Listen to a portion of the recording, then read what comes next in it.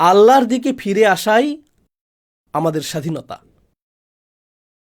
এবং এটি শুধু আখিরাতের স্বাধীনতাই নয়, চূড়ান্তভাবে এটি তো আখিরাতের স্বাধীনতা বোঝাই, কিন্তু আমার যুক্তিতে এই আয়াতটি দুনিয়ার ক্ষেত্রেও প্রযোজ্য। প্রত্যেক ব্যক্তি তার কৃতকর্মগুলো দ্বারা জিম্মি হয়ে আছে।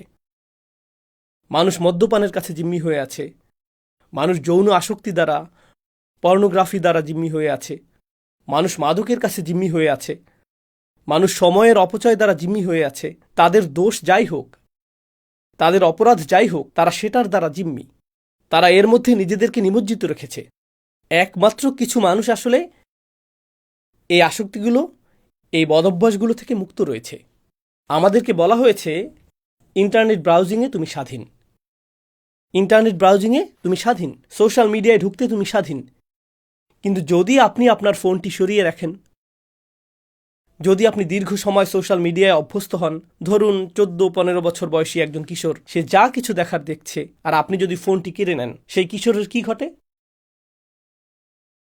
সে উদ্বিগ্ন হয়ে ওঠে, তার মেজাজ খারাপ হয়, তার মানসিক যন্ত্রণা শুরু হয়, সব ধরনের অদ্ভুত বিষয় শুরু হয়।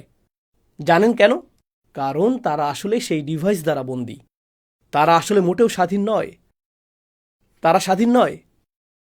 ঠিক যেমন আমাদের শরীর খাবারের চাহিদা থেকে মুক্ত নয়, তাই আমরা যদি খাবারের অভাবে ভুগি, আমাদের খাবারের পেছনে ছুটতে হয়। আমাদেরকে নির্ভর করতে হয় যেন আমরা খাবারের কাছে বন্দী। এই দুনিয়া আসক্তি তৈরি করেছে, আর আমরা বন্দী। মানুষ এই আসক্তিগুলোর দ্বারা বন্দী হয়ে আছে। এমন মানুষও আছে যারা অন্যকে প্রভাবিত করার প্রয়োজনে বন্দী। তারা সেই কারাগারেই বাস করে। এটাই তারা অর্জন করতে চায়, এবং তারা এর নিচেই চাপা পড়ে। সারাটা জীবন শুধু অন্যকে প্রভাবিত করতে চায়। অন্য কিছু মানুষ সবার উপরে থাকার প্রয়োজনে বন্দী। আমাকে সবার সম্মান করা উচিত। তাদের গোটা জীবনটাই আমাকে শুধু সম্মানিত হতে হবে। কিভাবে আপনি সম্মানিত হতে চান? মানুষ যখন কাছে আসবে, তারা যেন আমার দিকে বাঁকা চোখে না তাকায়। তাদের উচিত আগে আমাকে সালাম দেওয়া। এই এটা তুমি কেন করলে না? তুমি ওটা কেন করলে না? তুমি আমার সাথে এভাবে কথা বলতে পারো না। তারা এই প্রয়োজন দ্বারা বন্দী। তারা স্বাধীন নয়। তারা স্বাধীন নয়। কিছু মানুষ অহেতুক ভীতিতে বন্দী হয়ে থাকে। ইউসুফের ভাইয়েরা এটা জানার প্রয়োজনে বন্দী ছিল যে তারাই অধিক ভালোবাসার পাত্র, কারণ তাদের কাছে ভালোবাসা ছিল একটা স্কোর কার্ড, তাই না? বাবা ইউসুফকে বেশি ভালোবাসেন। তোমরা কিভাবে জানলে যে বাবা ইউসুফকে বেশি ভালোবাসেন? তোমরা কি তার হৃদয় পরীক্ষা করেছো? এরকম কোনো মিটার আছে? স্ট্রিট ফাইটার গেম হেলথ বারের মতো? কিভাবে তোমরা জানলে তিনি তাকে বেশি ভালোবাসেন? আমাকে বলো। তারা তাকে সরিয়ে দিল, আর তিনি এখনো তাকে বেশি ভালোবাসেন। তোমরা কিভাবে জানলে যে তিনি তাকে বেশি ভালোবাসেন? কিন্তু আমাকে জানতে হবে, এ ব্যাপারে আমার কিছু একটা করা প্রয়োজন। তারা তাদের প্রয়োজনে বন্দী। কারো উপর মানসিক নির্ভরতা, রাগ। কিছু মানুষ তাদের রাগের দ্বারা বন্দী। কিছু মানুষ অনুশোচনায় বন্দী হয়ে থাকে। কুল্লু নাফসিন বিমা কাসাবাত রাহিনা। মানুষ কারাগারে বাস করছে। আখিরাতে একটি কারাগার অপেক্ষা করছে। কিন্তু মানুষ এই জীবনে নিজেদের জন্য কারাগার তৈরি করতে অত্যন্ত পারদর্শী। আমরা এতে খুবই পারদর্শী। এবং এই আয়াতটি বলছে, অন্য কেউ আপনাকে কারাগারে রাখেনি। এটা আপনার নিজের তৈরি কারাগার। আর একমাত্র যিনি আপনাকে তা থেকে মুক্ত করতে পারেন, তিনি কে? আপনি এবং আপনার কর্ম। সুতরাং আপনি এমন কাজ করতে পারেন যা আপনাকে আরও কারারুদ্ধ করবে, অথবা আপনি কারাগার থেকে মুক্তির পথ অর্জন করতে পারেন। আপনি যদি এই অর্থে এবং স্বাধীনতা নিয়ে ভাবেন, নারীদের হিজাব পরিহিত দেখলে মানুষ কেন এত বিচলিত হয়? সকলেই স্বাধীন, তুমি স্বাধীন নও কেন? তুমি নিপীড়িত। তারা খুবই বিরক্ত। আমার এমন কিছু অমুসলিম নারীর সাথে কথা বলার সুযোগ হয়েছে যারা পর্দা করে না, এবং তারা কর্পোরেট জগতে কাজ করে। আমি বললাম, আপনার কর্মক্ষেত্র নিয়ে কিছু বলুন। সবচেয়ে কঠিন বিষয় কোনটি? তারা বলে, কাজের জন্য তৈরি হওয়া। কয়েকজন মহিলা আমাকে বলেছে, কাজের জন্য তৈরি হওয়াই সবচেয়ে কঠিন কাজ। আমি বললাম, কেন কেন এত কঠিন? আপনার দাঁত ব্রাশ করাটা কি খুব কঠিন?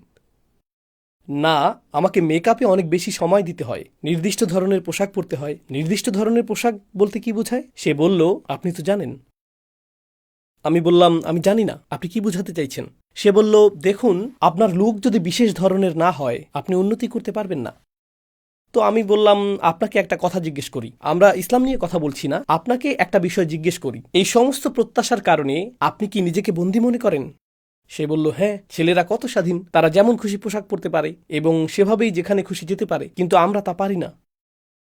Well, wow! আর আপনি সেই সব নারীদের বলছেন বন্দী, যাদেরকে এরকমটা করতে হয় না।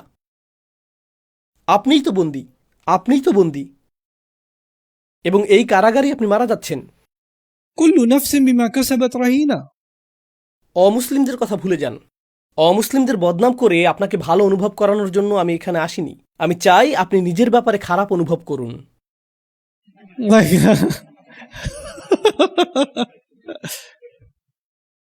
আমরা এইসব অনর্থক মানদণ্ড বানিয়েছি, আর তারপর এই মানদণ্ড পূরণ না হবার দুঃখে মরে যাই। একটা বিয়ে কেমন হতে হবে? এখন আমরা এই মানদণ্ড তৈরি করেছি, এই মানদণ্ড ইনস্টাগ্রাম থেকে অবতীর্ণ হয়েছে। আর এখন আপনার বিয়ে যদি সেই রকম না হয়, এটা আমার জীবনের সবচেয়ে খারাপ দিন। কেন? কেন? আমরা নিজেদের জন্য এমন কারাগার বানিয়েছি যার কোনো প্রয়োজনই ছিল না। আমরা নিজেদেরকে জিম্মি বানিয়েছি, আর সেই কারাগারে নিজেদেরকে রাখার জন্য আমরা যে কোনো কিছু করতে প্রস্তুত। ইসলাম আসলো এবং মুক্তিদান করল। আপনাকে শুধুমাত্র একজনেরই দাসত্ব করতে হবে, আর তিনি হলেন আল্লাহ। আর হ্যাঁ, আপনার খারাপ কাজের জন্য আপনাকে জিম্মি করে রাখা হয়েছে, আর নিজেকে মুক্ত করার জন্য আপনি ভালো কাজ করতে পারেন। শুধু মানুষ হয়ে উঠুন। আপনার জীবনের একমাত্র উদ্দেশ্য হওয়া উচিত, আমি কি সঠিক কাজটি করছি। আপনার উদ্দেশ্য আর এটা থাকবে না যে আমি কি জনপ্রিয় কোনো কাজ করছি, আমি কি ফ্যাশনেবল কোনো কাজটি করছি, আমি কি সবচেয়ে বেশি অর্থ উপার্জনকারী কাজটি করছি, আমি কি প্রতিযোগিতামূলক কাজটি করছি। এই প্রশ্নগুলো অদৃশ্য হতে থাকবে। একমাত্র প্রধান যে প্রশ্ন থেকে যাবে তা হলো, আমি কি সঠিক কাজটা করছি। শুধু এটুকুই। আমি কি সঠিক জিনিস অর্জন করছি, ব্যাস এটুকুই। কি অসাধারণ এক বিশ্ব দর্শন! আর এটাই স্বাধীনতা। আমি সঠিক কাজটি করতে স্বাধীন, যখন অন্যেরা সবাই কারাগারে রয়েছে। তারা আমার উপর চাপিয়ে দিতে পারে না। এমনকি সেই মেয়েরা যাদের বিষয়ে সেদিন কথা হচ্ছিল, এক তরুণী ইনফ্লুয়েন্সার নারীদের ব্যাপারে বলছিল যারা পর্দা ত্যাগ করেছে, ইত্যাদি ইত্যাদি। তারা কি অন্যদের চোখ আর মতামতের কারাগারে বন্দী নয়, এবং এর দ্বারা প্রভাবিত হয়েই পর্দাহীনতার সিদ্ধান্ত নেয় না? একমাত্র কারাগার, একমাত্র আত্মসমর্পণ যা আমাদের মেনে নেওয়া উচিত, তা হলো আল্লাহর কাছে আত্মসমর্পণ। আর আমি আপনাদের বলছি, কুরআনের দর্শন সত্যিই অসাধারণ। আমরা নিজেদেরকে আল্লাহর দাস বলে থাকি, আর কুরআন বর্ণনা করছে আপনি কোনো না কোনো কিছুর দাস হবেনই, কিন্তু সিদ্ধান্ত আপনার যে আপনি কিসের দাস হবেন। আপনি হবেন ফ্যাশনের দাস, টাকার দাস, মানুষের দাস, সংস্কৃতির দাস, মানদণ্ডের দাস, জনপ্রিয়তার দাস, আপনার অহংকারের দাস, অথবা আল্লাহর দাস।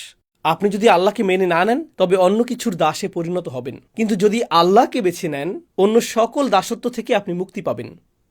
এটাই স্বাধীনতা। এটা আপনাকে অন্য সব কিছু থেকে মুক্ত করবে। একেই সত্যিকার অর্থে বলা হয় শৃঙ্খল ভাঙা। আল্লাহ বলেছেন, বাস্তবতা হলো প্রত্যেক মানুষ শৃঙ্খলে আবদ্ধ হয়ে আছে। এখানে কেবল একটিই বিষয় আছে, আমরা সকলেই আবদ্ধ। আমরা আসলে স্বাধীন নই। আমাদের করা প্রতিটি কাজই এরকম। কল্পনা করুন, আমার উপর হাজারো শিকল রয়েছে। আমার প্রতিটি ভালো কাজ সেই শিকলগুলোর একটি করে ভাঙছে, অথবা আমার প্রতিটি খারাপ কাজ সেই শিকলগুলোর সাথে একটি করে যোগ করছে, আর আমি সেই শিকলগুলো দেখতেও পাই না। তারপর বিচারের দিনে সেই সমস্ত শিকল প্রকাশ পাবে। এটাই কুল্লু নাফসিম বিমা কাসাবাত রহিনা। এটা কেবল তাদের অর্জন, যা তারা করছে, এর জন্যই তারা জিম্মি হয়ে আছে। সুবহানাল্লাহ। এটি একটি বিস্ময়কর এবং আশ্চর্যজনক বাস্তবতা। এটি একটি অবিশ্বাস্য বাস্তবতা। এটি আপনার ও আমার উদ্দেশ্যে আল্লাহর বলার একটি উপায় যে কেউ আমাদের কারাগারে রাখেনি। আমরাই রয়েছি। আমরাই রয়েছি। এটা অসম্ভব। আমি অনেক বেশি ভুল করেছি। আমি অনেক দূরে। আমি কারাগারের গর্তের অনেক গভীরে আছি। আমার পক্ষে উপরে উঠে আসার কোনো উপায় নেই। না, আপনার মুক্তি পাওয়া সম্ভব, সহজেই। ইল্লা আসহাব আল ইয়ামিন, ডান দিকের লোকেরা ছাড়া। আল্লাহ বলেছেন আসহাব আল ইয়ামিন। জানেন, এটা বিচার দিবসের মানুষদের একটা বর্ণনা। সেখানে বাম দিকের মানুষ থাকবে এবং ডান দিকের মানুষও থাকবে, এবং এমন মানুষও থাকবে যারা তাদের আমলনামা ডান হাতে পাবে, তাই তাদেরকে ডানপন্থী লোক বলা হয়। কিছু মানুষ তাদের আমলনামা বাম হাতে পাবে। সেখানে এমন লোক আছে যাদের উপর মূলত অভিশাপ রয়েছে, আসহাবুল মাশআমা, شؤم. অশুভ, অভিশপ্ত, আসহাবুশ শিমাল। কিন্তু ডান দিকের লোকেরা হলো আসহাবুল ইয়ামিন। أصحاب الميمنة ما أصحاب الميمنة وأصحاب المشأمة ما أصحاب مشأمة. কিন্তু ইয়ামিনের আরও একটা অর্থ আছে। আরবিতে ইয়ামিন বলতে শপথ বোঝানো হয়। সুতরাং যখন আপনি ইয়ামিন গ্রহণ করেন আপনি একটি শপথ নিচ্ছেন। এরা হলো সেই সব লোক যারা আল্লাহর কাছে কৃত শপথ রক্ষা করেছে। এরাই ইয়ামিনের অধিকারী। এমনকি পৃথিবীতে আসার আগেও তারা ইতিমধ্যেই আল্লাহর কাছে একটি প্রতিশ্রুতি দিয়েছিল এবং সেই ফিতরা অনুযায়ী তারা তাদের প্রতিশ্রুতি রক্ষা করে চলেছে। এরাই হলো ইয়ামিনের অধিকারী মানুষ। ইয়ামিন অর্থ সম্মানজনক কাজ করাও বোঝায়, কারণ ইয়ামিন বা ডান হাত ভালো কাজকে প্রতিনিধিত্ব করে। এটি আপনার চুক্তি পূরণের প্রতিনিধিত্ব করে। ডান হাতকে আপনি চুক্তি করার জন্য নির্ভরযোগ্যতা প্রদর্শনের কর্মর্দন করতে ব্যবহার করেন। আপনি ডান হাত মিলিয়েছেন মানে হলো আপনি এখন এর জন্য দায়ী, আপনি এর উপযুক্ত। বিশ্বজুড়ে আদালতগুলোতে এবং নতুন পুরাতন সকল সংস্কৃতিতে আপনি আপনার ডান হাত দিয়ে সাক্ষ্য দেন। আপনি আপনার বুকে হাত রাখেন এবং অঙ্গীকার করেন। আপনি প্রতিশ্রুতি দেন, তাই না? ডান হাত হল সংস্কৃতি, সম্মান, ন্যায় এবং সততার প্রতীক। এরা হলো সততার মানুষ। এরা এমন লোক যারা সঠিক উপায়ে কাজ করে। যখন আপনি ভুল উপায়ে কাজ করেন আপনি আপনার বাম হাত ব্যবহার করেন। যখন আপনি সঠিক উপায়ে কাজ করেন আপনি ডান হাত ব্যবহার করেন। إلا أصحاب اليمين, the একমাত্র মানুষ যারা জিম্মি নয় তারা হলো ডান হাতের সঙ্গী।